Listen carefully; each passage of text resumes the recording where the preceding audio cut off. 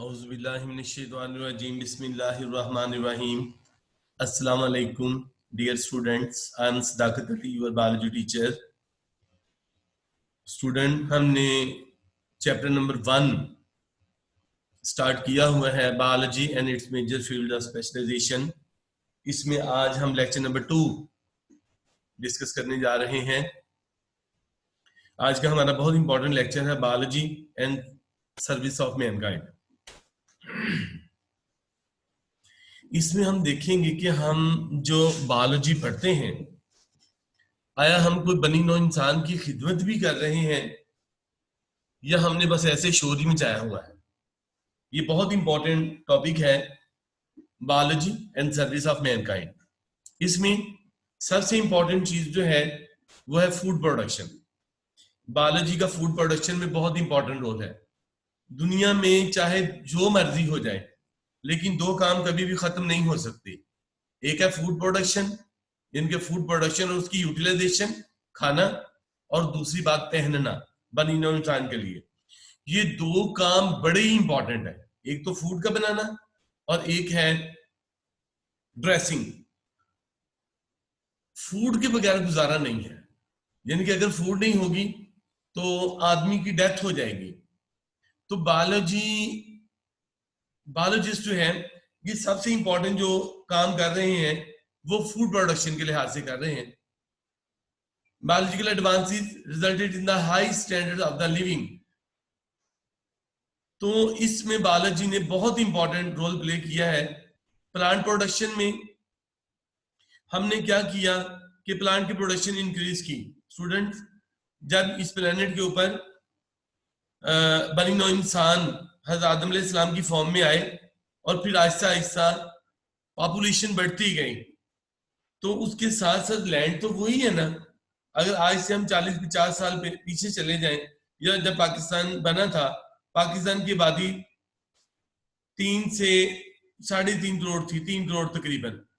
आज वही आबादी तकरीबन 7-8 गुना बढ़ गई है, लेकिन पाकिस्तान तो वही है. और दूसरी बात यह है, कल्टीवेटेड लैंड कम होती जा रही है. मसलन जब आबादी बढ़ेगी, पॉपुलेशन बढ़ेगी, तो हम नए नए एरियाज, नई नई कॉलोनीज, नई नई इंडस्ट्री लगेगी, नए नए प्लांट्स लगेंगे. Plants mean power plants different तरह की. तो कल्टीवेटेड लैंड तो कम होती जा रही है. आपने देखा होगा आज हरे भरे खेत हमें नजर आ रहे होते हैं, लेकिन विद इन फ्यू डेज वहां पे कोई ना कोई कॉलोनी, कोई ना कोई टाउन बन चुका होता है. कल्टीवेटेड लैंड कम हो रही है. अब बायोलॉजी वालों का क्या कमाल है कि इस कम लैंड में से भी हम इतनी फूड प्रोड्यूस कर रहे हैं कि हम खुद भी उसको खाते हैं, बल्कि हम उसको दूसरे ममालिक में बेच के एक कसीर तादाद में ज़र मुबादला की कमा रहे हैं. तो प्लांट प्रोडक्शन में हमने इंक्रीज की प्रोडक्शन. कैसे? Improving existing varieties.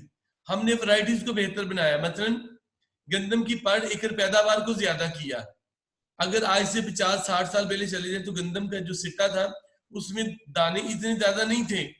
अब हमने क्या किया, वैरायटीज को इंप्रूव किया कि वही जो सिट्टा है, वो जो स्पाइक होता है, उसमें नंबर ऑफ ग्रेन्स इंक्रीज हो गए, तो हमने पैदावार को इंक्रीज किया. दूसरी बात, developing new high yielding and disease resistant varieties. अब हम जो वैरायटीज बायोलॉजी वाले बना रहे हैं, एक तो पैदावार बहुत ज्यादा है, दूसरी बात यह है कि उनके ऊपर डिजीज का भी असर नहीं होता. आज से 50-60-70 साल पहले बीमारियां बहुत ज्यादा थी जो कि प्लांट्स को और एनिमल्स को अटैक करती थी, जो कि हमारी पैदावार को और एनिमल के लिए नुकसानदेह थी. अब हम बायोलॉजी वाले न्यू वैरायटीज बना रहे हैं प्लांट्स की और एनिमल्स की, जिससे हमें खातर खा फूड प्रोडक्शन में इजाफा हो रहा है. राइट. यानी कि अगर आज हम देखें तो जब हम काम काज से थक जाते हैं, हम पढ़ाई से थक जाते हैं, तो हमारा एक ही सवाल होता है, खाने में क्या है. यानी कि अब आप देखें कितनी डिलीशियस वैरायटीज, मैंगोज की इतनी ज्यादा वैरायटी अवेलेबल है, फ्रूट्स की, सिट्रस फ्रूट है, रेड ब्लड, खट्टा, मीठा, चकोतरा, किन्नू, माल्टे, मौसमी, कितनी तरह की हमें वैरायटी सिट्रस फ्रूट की अवेलेबल है. इस तरह तमाम फ्रूट्स की, वेजिटेबल्स की वैरायटीज हमें मिलती हैं. तो ये सारा का सारा बायोलॉजी की मरहून मिन्नत है. देखें हमें अच्छी जो है ना वो गोश्त के लिहाज से, मिल्क के लिहाज से हम ये ट्रांसजेनिक ऑर्गेनिज्म बना रहे हैं। ब्रेलर देखें हमें सुबह शाम हर वक्त अवेलेबल है। जो चिकन है ये हमारे किचन का इंपॉर्टेंट पार्ट बन चुका है। आज से 50-60 साल पहले आप लोग चले जाएं तो जो चिकन, ये ब्रेलर इतनी ज्यादा तादाद में अवेलेबल नहीं थे, यानी कि देसी मुर्गियां होते थे घरों में, और मुर्गी दो वजह से जिबा होती थी। अगर तो बीमार हो जाए तब वो जिबा करते थे लोग, कंडे मिलते हैं उससे, या फिर चोरी की मुर्गी लोग जिबा कर लेते थे ना। तो अब हमारे पास ब्रेलर अवेलेबल है, सस्ते दामों अवेलेबल है, सब लोग अफोर्ड करते हैं। वो लहदा बात है आजकल काफी रेट बढ़ा हुआ है सर्दियों की वजह से। तो ब्रेलर हमारी फूड का इंपॉर्टेंट पार्ट। तो ये देखें इसी तरीके से प्लांट्स की वैरायटीज में देखें कितनी अच्छी अच्छी वैरायटीज हमें दिखने में मिल रही है। आज से 50-60 साल पहले इस तरह की वैरायटीज नहीं थी। देखिए टोमेटोज की वैरायटी, ये देखिए सीटा, इसके ऊपर कितने ज्यादा हमें सीड नजर आ रहे हैं, दाने नजर आ रहे हैं। तो ये सारे के सारे हमने ट्रांसजेनिक ऑर्गेनिज्म बनाए हैं जो कि जेनेटिक इंजीनियरिंग के जरिए हम इन वैरायटीज को बनाते हैं, हासिल करते हैं, जो कि हमारी फूड की रिक्वायरमेंट को पूरी करते हैं। हमने सिलेक्टिव ब्रीडिंग के जरिए प्लांट एंड एनिमल ब्रीडर्स ने क्या किया, improving existing varieties using principle of genetics को इस्तेमाल करते हुए हमने प्लांट्स और एनिमल की वैरायटीज को इंप्रूव किया। New better varieties of the wheat, corn, rice, chicken, कॉ एंड शीप। देखे मैंने आपके सामने ये सारी की सारी हमने वैरायटीज बायोलॉजी की वजह से, जेनेटिक इंजीनियरिंग की वजह से हासिल की। राइट, इसके साथ साथ देखें ये फॉर एग्जांपल ओरिजिनल एक वाइल्ड बरासिका प्लांट था। इस बरासिका से हमने ये देखे कितनी तरह के जेनेटिक इंजीनियरिंग के जरिए हमने इसकी स्पीशीज हासिल की जो कि हमारी फूड प्रोडक्शन के लिए खौतर खा रोल प्ले कर रही है। फूड प्रोडक्शन में हमने टेक्निक कौन सी यूज की, ट्रांसजेनिक प्लांट्स हमने बनाए। Transgenic plants having foreign DNA incorporated in their cells. हमने खुद से जीन ऐड की प्लांट्स के अंदर, किसके जरिए, जेनेटिक इंजीनियरिंग के जरिए।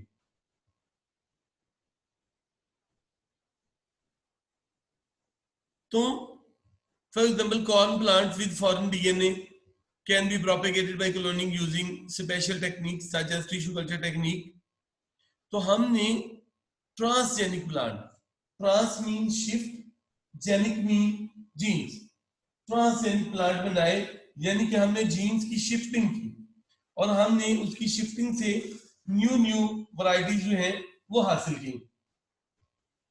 तो ऐसे प्लांट्स को जो कि हम जीन की शिफ्टिंग से हम बना रहे हैं, जीन की शिफ्टिंग से एक प्लांट से दूसरे प्लांट में हम जीन शिफ्ट करके जो हासिल कर रहे हैं, ऐसे प्लांट्स को हम कहते हैं ट्रांसजेनिक प्लांट। तो बहुत ज्यादा इसी तरीके से जिस तरह ट्रांसजेनिक प्लांट है, इसी तरीके से हमें बहुत ज्यादा ट्रांसजेनिक एनिमल्स भी दिखने में मिलते हैं, जिनसे हमें दो काम मिलते हैं इस तरह के प्लांट से और इस तरह के एनिमल से। एक तो हमें पर एकड़ पैदावार में खौतर खा इजाफा मिलता है, और दूसरी बात यह है कि ये डिजीज रेजिस्टेंट होते हैं, इनके ऊपर डिजीज का भी इतना ज्यादा इफेक्ट या असर नहीं होता। तो ये था ट्रांसजेनिक प्लांट्स के बारे में। इसके साथ साथ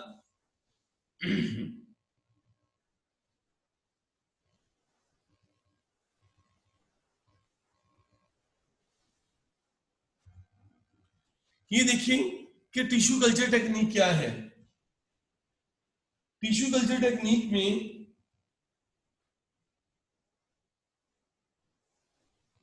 हमने ये प्लांट का हमने टिश्यू लिया, यानी कि प्लांट के सेल्स लिए, उसको हम कहते हैं प्रोटोप्लास्ट। राइट, यहाँ पे हमने डीएनए लिया है, हमने वो वाली जीन मौजूद है जो कि हम इस प्लांट में डाल के अच्छी वैरायटी बनाना चाहते हैं। यहाँ पे डीएनए मौजूद है। हमने क्या किया, पार्टिकल गन मेथड एक होता है, हम सेकंड ईयर में डिस्कस करेंगे। इसके जरिए ये जो प्रोटोप्लास्ट यानी कि ये जो सेल है, इनके अंदर हमने अपनी जीन ऑफ इंटरेस्ट ऐड कर दी। अब ये जो जीन है ये इस प्लांट का हिस्सा बन गई, इसके सेल का हिस्सा बन गई। अब हमने इनकी ट्रांसफॉर्मेशन की, यहाँ पे ग्रो करवाया इनको लैब के अंदर। ये देखिए निक्का सा बेबी प्लांट यहाँ पे ग्रो कर गया, फिर एक्लिमेटाइजेशन की, न्यू इन्वायरमेंट में इसको यहां से निकाल के इसको शिफ्ट किया। अब ये जो भी प्लांट है, फॉर एग्जाम्पल कॉर्न प्लांट है, ये वीट, कोई भी प्लांट हो सकता है, फॉर एग्जाम्पल समझाने के लिए कह रहा हूँ, ये बहुत अच्छी यील्ड हमें पैदावार देगा और बहुत अच्छी वैरायटी है, और इसके साथ साथ हमें फूड की प्रोडक्शन भी ज्यादा दी। ऐसे प्लांट को क्योंकि हमने खुद से इसके अंदर जीन ऐड की जेनेटिक इंजीनियरिंग के जरिए, इसको हम कहते हैं जेनेटिक इंजीनियरिंग। क्या है? Manipulation of gene. What is genetic engineering? Manipulation of gene. इसमें हम क्या करते हैं कि जीन ऑफ इंटरेस्ट अपनी मर्जी के प्लांट के अंदर ऐड करते हैं और फिर हम एक अच्छी वैरायटी हासिल कर लेते हैं। तो ये ट्रांसजेनिक प्लांट है जिसके अंदर हमने जीन को शिफ्ट किया। इस प्लांट में हमने अपनी जीन ऑफ इंटरेस्ट को इसके प्रोटोप्लास्ट यानी के सेल के अंदर शिफ्ट करके लैब में खुद से ग्रो करवाया और फिर इसकी एक्लिमेटाइजेशन की। अब नया प्लांट यहाँ पे ग्रो कर रहे हैं जो कि अच्छी खसूसियात का हामिल है। इसी तरीके से हमने फूड प्रोडक्शन में क्लोनिंग की। देखिए ये क्लोन आपको नजर आ रहे हैं। द प्रोडक्शन ऑफ क्लोनिंग क्या है? The production of genetically identical copies of organism और the cell by asexual method. हम इंशाल्लाह नेक्स्ट टॉपिक हमारा क्लोनिंग है, हम वहां पे इनको डिटेल के साथ डिस्कस करेंगे कि क्लोन किस तरीके से, ये सारे देखो शक्ल सूरत से एक जैसे हैं। तो इसमें हमें यानी कि गोश्त के लिहाज से, मिल्क के लिहाज से ये वाले ऑर्गेनिज्म बहुत इंपॉर्टेंट है। क्लोनिंग का नेक्स्ट हमारा टॉपिक है जी इंशाल्लाह, नेक्स्ट टॉपिक हम उसको डिटेल से इसको डिस्कस करेंगे वहां पे। तो एसेक्सुअल मेथड से हमने ऑर्गेनिज्म की कॉपीज बना ली जो कि हमें गोश्त के लिहाज से, मिल्क के लिहाज से बहुत इंपॉर्टेंट है। हमारा टॉपिक क्या है? Biology and service of Mankind. कि ये जो हम बायोलॉजी पढ़ रहे हैं, क्या हम बनी नौ इंसान की कोई खिदमत भी कर रहे हैं? देखिए फूड प्रोडक्शन में हमने कितना इंपॉर्टेंट रोल प्ले किया। मैं कहता हूं एक तरफ तो लोगों को चाहिए कि अल्लाह ताला का शुक्र अदा करें, वो तो हर वक्त करना चाहिए। दूसरी तरफ बायोलॉजी वालों को भी थैंक्स बोलना चाहिए कि जो दिन रात एफर्ट करके, देखें दुनिया के सारे झंडे खाने पीने की वजह से हैं। अगर दुनिया से खाना खत्म हो जाए तो दुनिया के मैक्सिमम काम सारे रुक जाएंगे। क्यों? लोगों ने कहा करना हमारे कौन से बच्चे भूखे मर रहे हैं। तो बायोलॉजी वाले देखे कितनी डिलीशियस वैरायटीज प्लांट्स की और एनिमल्स की हमारे लिए, जो हम तो खुद बायोलॉजिस्ट है ना, हमारी सबकी कंट्रीब्यूशन है इसमें और हमें फख्र से ये बात कहनी चाहिए कि हम बनी हुई इंसान की बहुत ज्यादा खिदमत कर रहे हैं। हमने डिजीज कंट्रोल में, कंट्रोल ऑफ पैथोजन के लिए क्या किया बायोलॉजिस्ट ने? Plant pathogenic fungi and insects, paste of crops which weaken the plants and reduce the yield. देखिए ये जो इंसेक्ट्स हैं, पेस्ट हैं, फंजाई है, ये प्लांट्स को नुकसान पहुंचाते हैं, एनिमल को नुकसान पहुंचाते हैं। तो हम इनको ट्रेडिशनल वे में कंट्रोल करते हैं। कैसे? केमिकल के जरिए हम स्प्रे करते हैं इंसेक्ट्स को मारने के लिए इंसेक्टिसाइड्स, फंगस को मारने के लिए फंगिसाइड्स, पेस्ट को मारने के लिए पेस्टिसाइड, नीमाटोड को मारने के लिए निमेटोसाइड्स। तो हम ये डिफरेंट तरह के साइड्स इस्तेमाल करते हैं, इंसेक्टिसाइड, फंगिसाइड, पेस्टिसाइड। लेकिन ऑल दीज केमिकल्स, अगर हम इन केमिकल्स को स्प्रे करेंगे तो हम इसको कहेंगे chemical control of disease. No doubt chemical control से बीमारी खत्म हो जाती है। Use of the chemical pesticide poses toxicity problems. बीमारी तो खत्म हो गई लेकिन केमिकल्स आर टॉक्सिक, इतने टॉक्सिक हैं, ये कार्सिनोजेनिक हैं। ये फंगीसाइड, पेस्टिसाइड, हर्बिसाइड, ये सारे के सारे कार्सिनोजेनिक है, यानी कि कैंसर प्रोड्यूस कर सकते हैं। दूसरी बात, इन्वायरमेंटल पोल्यूशन प्रोड्यूस करते हैं। लो जी, हमें बहुत ज्यादा प्रॉब्लम है केमिकल कंट्रोल ऑफ डिजीज में। केमिकल कंट्रोल ऑफ डिजीज क्या है कि हम केमिकल को स्प्रे करते हैं। केमिकल महंगे भी बहुत ज्यादा हैं, एक नंबर भी नहीं मिलते, 2 नंबर केमिकल मिलते हैं मार्केट में, क्योंकि जो डिसऑनेस्ट लोग होते हैं वो इसमें मिलावट करके हमें जो है ना वो चीज के पैसे तो असली वाले लेते हैं लेकिन हमें चीज 2, 3, 4 नंबर देते हैं। तो केमिकल कंट्रोल का नुकसान हुआ, बीमारी तो खत्म हो गई। टॉक्सिसिटी, फूड को टॉक्सिक बना सकते हैं, इन्वायरमेंटल पोल्यूशन कॉज करते हैं, कॉस्टली होते हैं, केमिकल बहुत महंगे होते हैं। और दूसरी बात, इंसेक्ट्स में रेजिस्टेंस प्रोड्यूस कर देते हैं। लो जी, एक नई बात आ गई। एक वक्त था डीडीटी, ये केमिकल था जो कि लोगों के घर में स्प्रे करते थे बल्दिया वाले। अब क्या हुआ, एक वक्त ऐसा है बल्दिया वाले ने बस स्प्रे करना छोड़ दिया। उन्होंने देखा कि डीडीटी का अब असर ही नहीं होता इंसेक्ट्स के ऊपर, बल्कि इंसेक्ट्स और भी हेल्दी होते जा रहे हैं। यानी कि जो केमिकल का बार बार इस्तेमाल करेंगे तो वो इंसेक्ट्स के अंदर रेजिस्टेंस प्रोड्यूस कर देता है, यानी कि वो हीट हो जाते हैं, वो उनकी आदी हो जाते हैं, वो यूज टू हो जाते हैं। एक वक्त ऐसा आ जाता है केमिकल को स्प्रे करने से भी वो इंसेक्ट्स नहीं मरते। तो देखिए केमिकल कंट्रोल का हमें कितना ज्यादा लॉस हुआ। ये देखिए स्प्रे वगैरह कर रहे हैं, कितने हिफाजती इंतजाम करने पड़ते हैं, इस बंदे को नुकसान हो सकता है। फसलों को हम बीमारियों से तो आजाद कर रहे हैं, लेकिन ये टॉक्सिसिटी प्रोड्यूस कर रहे हैं, पोल्यूशन प्रोड्यूस कर रहे हैं, एक्सेट्रा। ये था केमिकल कंट्रोल ऑफ डिजीज। हम एज अ बायोलॉजिस्ट क्या सोचते हैं, हमने बीमारियों को कंट्रोल करने का जो तरीका ढूंढा वो है बायोलॉजिकल कंट्रोल ऑफ डिजीज। अरे वाजीवा, control of the disease by some living organism. हम लिविंग ऑर्गेनिज्म को इस्तेमाल करते हुए डिजीज को कंट्रोल करेंगे, यानी कि control of disease by some living organism is called biological control of disease. It eliminates all the hazards of the chemical pesticide. ये सारे के सारे हमें जो नुकसान अभी अभी हुए थे, पैसों का नुकसान, जान का नुकसान, टॉक्सिसिटी, ये सारे के सारे नुकसान biological control of disease cover करता है। कैसे? एन एफिड, एक तेला दैट अटैक्स द वॉलनट। आपने देखा होगा अखरोट, अखरोट खाने के भी काम आता है, छोटे छोटे बच्चों के खेलने के भी काम आता है। इसकी डिफरेंट टाइप्स हैं, खाने वाला और होता है, खेलने वाला और होता है।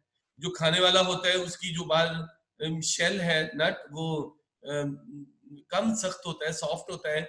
जो खेलने वाला होता है वो काफी हार्ड होता है। तो एक एफिड इसके ऊपर अटैक करता है वॉलनट के ऊपर, जो कि इसको बहुत ज्यादा नुकसान पहुंचाता है। एफिड, तेला। हमने देखा एफिड को कौन नुकसान पहुंचाता है? वैस, भीड़। हमने केमिकल कंट्रोल की बजाय अब बायोलॉजिकल कंट्रोल को तरजीह दी। हमने इस वॉलनट के ऊपर जाके एफिड को कंट्रोल करने के लिए वेस्ट भीड़ को छोड़ दिया। ये वेस्ट क्या करेगा? ये एफिड को कंट्रोल करेगा, इसको पैरासिटाइज करेगा। अब देखें, वेस्ट को खाना मिल गया, हमारे पैसे भी जाया नहीं हुए, हमारा वॉलनट अटैक से बच गया, हमें पैसों की भी बचत हुई, हमने इस वेस्ट का फायदा भी किया। देखिए आपके सामने ये वेस्ट जो है, ये इसको तेले को, ये वेस्ट जो है ये देखिए तेले को नुकसान पहुंचा रहा है, इसको पैरासिटाइज कर रहा है, इसको फूड के तौर पर इस्तेमाल कर रहा है। तो हमने biological control of disease living organism को लिविंग ऑर्गेनिज्म के अगेंस्ट यूज कर रहे हैं। इस हम वेस्ट को लिविंग ऑर्गेनिज्म तेले के खिलाफ यूज कर रहे हैं, इस वेस्ट को हम इस एफिड के अगेंस्ट यूज कर रहे हैं। तो control of a disease by using living organism is called biological control of disease. इसी तरीके से control of pathogen, biopesticide. Certain types of the pesticide derive from the such natural mineral material. Animal से हमें pesticide मिल रहे हैं, plant से भी pesticide मिल रहे हैं, बैक्टीरिया भी बायोपेस्टिसाइड के तौर पर यूज हो रहा है, और सर्टेन मिनरल्स भी हम बायोपेस्टिसाइड के तौर पर इस्तेमाल करते हैं। तो हम बायोपेस्टिसाइड के लिविंग ऑर्गेनिज्म से, एक तो केमिकल्स है ना जो हम पेस्टिसाइड के तौर पर स्प्रे कर रहे हैं, ये लिविंग ऑर्गेनिज्म से जो हमें पेस्टिसाइड मिल रहे हैं और हम इनको स्प्रे करते हैं। फॉर एग्जांपल बैक्टीरिया, इसको हम जो है ट्रांसजेनिक बना के भी स्प्रे कर सकते हैं।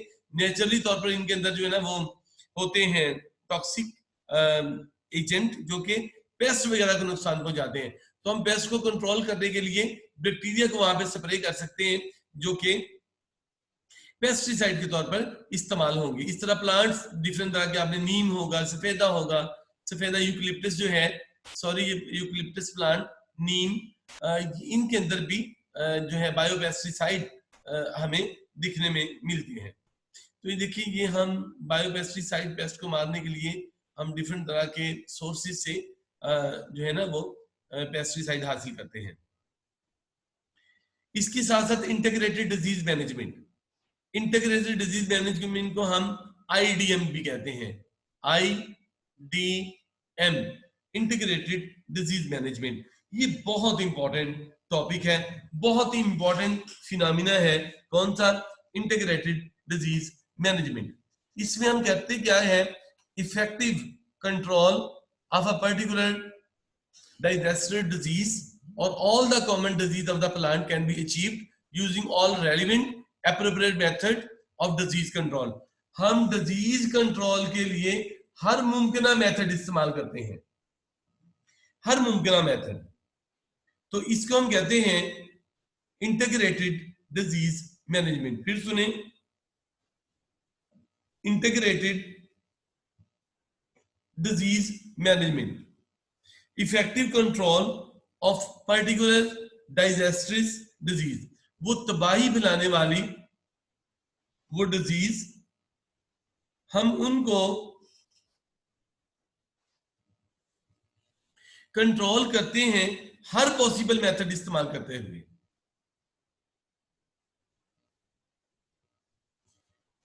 हर पॉसिबल मेथड कौन सा हो सकता है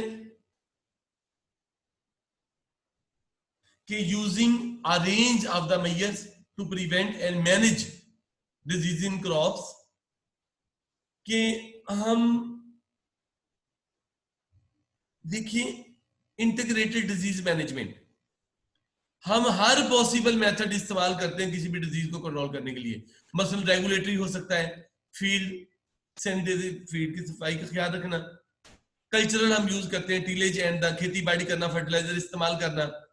केमिकल यूज कर सकते हैं, यूज ऑफ द नेमेटोसाइड इस्तेमाल कर सकते हैं डिजीज को कंट्रोल करने के लिए। बायोलॉजिकल हम यूज करते हैं क्रॉप रोटेशन, मतलब एक क्रॉप के बाद दूसरी ऐसी क्रॉप हमने लगानी जो कि सॉइल की फर्टिलिटी में इजाफा करे। होस्ट प्लांट रेजिस्टेंट, यानी कि हम किसी डिजीज को कंट्रोल करने के लिए तमाम मुमकिन मेथड इस्तेमाल करते हैं व्हेन एंड वेयर रिक्वायर्ड, जब और जहां उसकी जरूरत होती है वो पॉसिबल मेथड की हम यूज करते हैं। And also the participation of community in this programme, इस प्रोग्राम में हम कम्युनिटी को भी इस्तेमाल करते हैं, इसको हम कहते हैं इंटीग्रेटेड डिजीज मैनेजमेंट।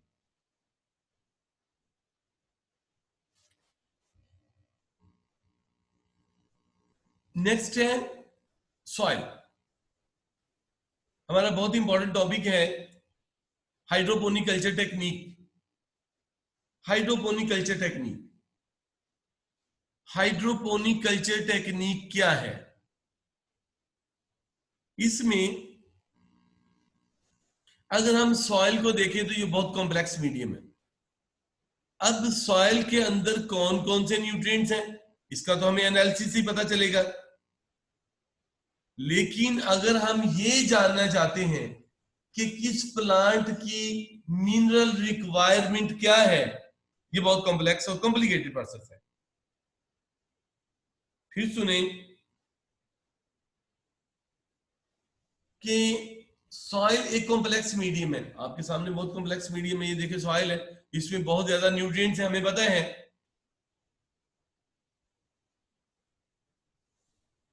तो ये प्लांट जो ग्रो किया हुआ है इसको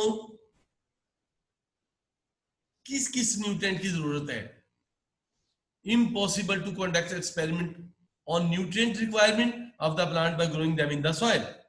हम नहीं जान सकते, देखिए एक ही खेत होता है, उसमें 2 3 4 5 तरह के पौधे उगे हुए हैं, दरख्त भी उगे हुए हैं, क्रॉप भी उगी हुई है, वीड्स जड़ी बूटियां भी उगी हुई हैं, ग्रास भी उगी हुई है। हम देखना चाहते हैं इस टेक्निक में हाइड्रोपोनिक कल्चर टेक्निक, जिसमें हाइड्रोपोनिक हमने प्लांट को ग्रो करवाते हैं वाटर में। तो इसमें हम ये देखना चाहते हैं इस टेक्निक में कि किस प्लांट की मिनरल रिक्वायरमेंट क्या है, किस प्लांट की मिनरल रिक्वायरमेंट क्या है। इसमें हम ये देखेंगे, ये हम डिस्कस करेंगे। तो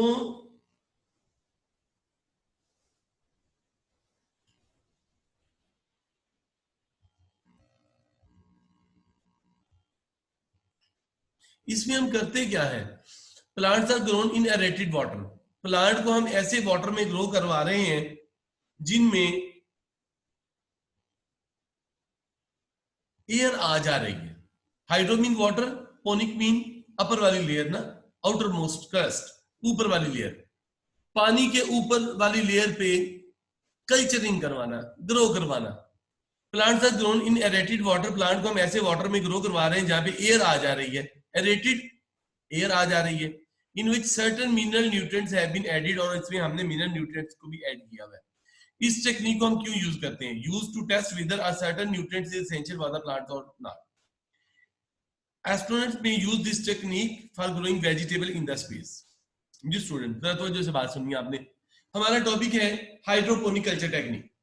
मसलन ये प्लांट है आपके सामने, हम देखना चाहते हैं कि इस प्लांट की मिनरल रिक्वायरमेंट क्या है। इसके लिए ये देखिए, फॉर एग्जाम्पल मैं कहता हूं कि ये मसलन मैं समझाने के लिए कहता हूं, ये सरसों का पौधा है कि इसको ग्रो करने के लिए कौन कौन से न्यूट्रिएंट्स चाहिए, और यही प्लांट फॉर एग्जाम्पल यहाँ पे भी ग्रो किया हुआ है। अब सॉइल के अंदर तो बहुत ज्यादा चीजें हैं। हमने अपनी सॉइल का एनालिसिस करवाया, हम एग्रीकल्चर वालों के पास चले गए, हमने कहा जी ये हमारी सॉइल का सैंपल है, हमें बता दें कि इसमें कौन कौन से न्यूट्रिएंट्स हैं। उन्होंने हमें एक लिस्ट जारी कर दी कि ये जो सॉइल का सैंपल आप लेके आए हो ना, इसमें ये न्यूट्रिएंट्स हैं। जैसे हम ब्लड का एनालिसिस करवाते हैं ना अपने का, इस तरीके से हमने अपनी इस सॉइल का एनालिसिस करवा लिया। सॉइल का एनालिसिस करवाने से हमें पता चल गया कि इस सॉइल में कौन कौन से न्यूट्रिएंट्स हैं। मतलब सोडियम है, पोटाशियम है, सल्फेट है, नाइट्रेट्स है, सो मेनी न्यूट्रिएंट्स हमें पता चल गया कि ये न्यूट्रिएंट्स हैं। अब हमने क्या किया, इस प्लांट को, ये एक फॉर एग्जांपल ग्लास टैंक है या स्टील टैंक है, इसके अंदर हमने ये वाटर डाला हुआ है। एक बात, ये ग्लास टैंक या स्टील टैंक, इसके अंदर वाटर डाला हुआ है। यहाँ पे हमने एक आयरन गैस रखी हुई है, एक जाली सी है यहाँ पे, जो कि प्लांट को सपोर्ट करने के लिए है। ये गमला सा आपको जो नजर आ रहा है, ये नीचे से खाली है, एम्प्टी, सिर्फ सपोर्ट के तौर पर हमने यहाँ पे इसको ग्रो किया हुआ है। इसमें मट्टी मुट्टी भी कोई नहीं है ना, सिर्फ सपोर्ट ही यहाँ से चीजें मौजूद है। अब यहाँ पे हमने एक एयर पंप भी लगाया हुआ है, इसमें एयर भी आ जा रही है, क्योंकि प्लांट को ग्रो करने के लिए ऑक्सीजन भी चाहिए, एयर भी चाहिए। अब हम क्या करेंगे कि ये प्लांट हमने यहाँ पे रखा हुआ है, कॉटन यहाँ पे लगाई हुई है जहां पे हमने प्लांट को ग्रो करवा रहे हैं। अब हमने जो सॉइल सैंपल में न्यूट्रिएंट्स लिए थे, हमें न्यूट्रिएंट्स का पता है कि इस जो जहां पे ये प्लांट ग्रो किया हुआ है उसमें ये न्यूट्रिएंट्स की लिस्ट है हमारे पास। मसलन उसमें पोटाशियम था, हमने पोटाशियम डाल के यहाँ पे देखा कि पोटाशियम इस वाटर में डालने से इस प्लांट की ग्रोथ पे क्या इफेक्ट हुआ। मसलन उस सॉइल सैंपल में नाइट्रेट थे, नाइट्रेट डालने से हमने देखा कि इस प्लांट की ग्रोथ में इजाफा हुआ काफी ज्यादा। इसका मतलब है इस प्लांट को ग्रोथ के लिए नाइट्रेट की जरूरत है। For example ammonium nitrate, potassium nitrate, इसी तरीके से हमने और भी न्यूट्रिएंट्स बार बार यहाँ पे डाल के चेक करते हैं कि कौन सा न्यूट्रिएंट डालने से इस प्लांट की ग्रोथ में इजाफा होगा। तो हमने न्यूट्रिएंट्स को सेपरेट कर लिया, हमने लिस्ट बना ली कि इस प्लांट की ग्रोथ जो है in nutrient, for example potassium, sodium, calcium, phosphorus, nitrate, zinc, ये डालने से इस प्लांट की ग्रोथ में खातर खा इजाफा हुआ। अब हमें इस तरीके से ये तो एक प्लांट की लिस्ट हमें मिल गई ना, इस तरह और भी डिफरेंट तरह के प्लांट की हम लिस्ट हासिल कर लेते हैं। हमें पता चल जाता है कि ये प्लांट इन न्यूट्रिएंट्स को वाटर में डालने से ज्यादा ग्रो करता है। अब इसका फायदा क्या हुआ, हम प्लांट्स को लैब में ग्रो करवा सकते हैं, हमें खेतों में प्लांट लेके जाने की जरूरत नहीं, एक्सपेरिमेंटल प्लांट है ना, हम यहाँ पे एक्सपेरिमेंट के तौर पर ग्रो करवा सकते हैं, लैब में ग्रो करवा सकते हैं। खलाबाज अगर अपने साथ ये चीजें ले जाएं, वाटर टैंक ले जाएं, प्लांट्स के सीड ले जाएं, इस प्लांट को ग्रो करने के लिए जो जो न्यूट्रिएंट्स है वो चाहिए वो ले जाएं, ये एयर का एक कोई सिलेंडर ले जाए, तो और लाइट के लिए यहाँ पे बल्ब वगैरह लगाया हुआ हो, तो जो एस्ट्रोनॉट्स हैं खलाबाज, खलाई स्टेशन में वो खलाई शटल के अंदर ही वेजिटेबल ग्रो करवा सकते हैं इस टेक्निक को यूज करते हुए। इसके साथ साथ biology and service of Mankind हमारा स्टूडेंट मेन टॉपिक है आज का। इसमें हम डिस्कस कर रहे हैं फूड प्रिजर्वेशन। फूड प्रिजर्वेशन में हम क्या करते हैं कि हम फूड्स को प्रिजर्व कर सकते हैं। Different techniques of the food preservation have been developed for the protection food, protecting food from the spoilage, and it's used to transport over long distances without damaging its quality. हम food preservation और pasteurisation, हमें पता है लॉइस pasture ने ये method introduce करवाया था। हम इस तरीके से देखें, फूड को प्रिजर्व कर सकते हैं, अपनी फूड को और लॉन्ग डिस्टेंसेस तक लेके जा सकते हैं, और लॉन्ग एरिया तक, ज्यादा लॉन्ग पीरियड तक हम इनको प्रिजर्व भी कर सकते हैं। कैनिंग के जरिए, स्मोकिंग के जरिए, फ्रीजिंग के जरिए, पिकलिंग के जरिए, शुगरिंग के जरिए, ड्राइंग के जरिए, सॉल्टिंग के जरिए, मुख्तलिफ मेथड्स हैं जिसको हम यूज करते हुए फूड को प्रिजर्व कर सकते हैं और एक लंबे अरसे तक हम इनको यूज भी कर सकते हैं। आपने देखा होगा इस तरह की चीजें घरों में जार वगैरह में पड़ी होती हैं, जो कि काफी महीनों तक, वीक्स तक ये हमारे खाने के काम आती रहती है। पास्चराइजेशन में क्या है कि हम मिल्क की पास्चराइजेशन करते हैं। आपने देखा होगा खास टेम्परेचर पे, ये देखिए एक ये पूरा पूरा प्लांट आपको नजर आ रहा है जिसके अंदर मिल्क की पास्चराइजेशन होती है, फिर इसकी पैकिंग होती है डिफरेंट टेम्परेचर पर, जो है ना इनको हाई टेम्परेचर, लो टेम्परेचर देके इनको हम प्रिजर्व कर सकते हैं। घरों में भी आपने देखा होगा खवातीन दूध को बॉईल करती हैं, तो हम काफी अरसे तक, फिर काफी देर तक, या तो हम उसको फ्रीजर वगैरह में रखें या हम उसको बॉईल कर लें, तो डेयरी प्रोडक्ट्स को हम इस तरीके से जो है ना वो खराब होने से बचा सकते हैं। स्टूडेंट, ये था हमारा आज का topic, biology and service of Mankind. Next lecture के साथ आपकी खिदमत में फिर हाजिर होंगे, तब तक के लिए इजाजत, अल्लाह हाफिज।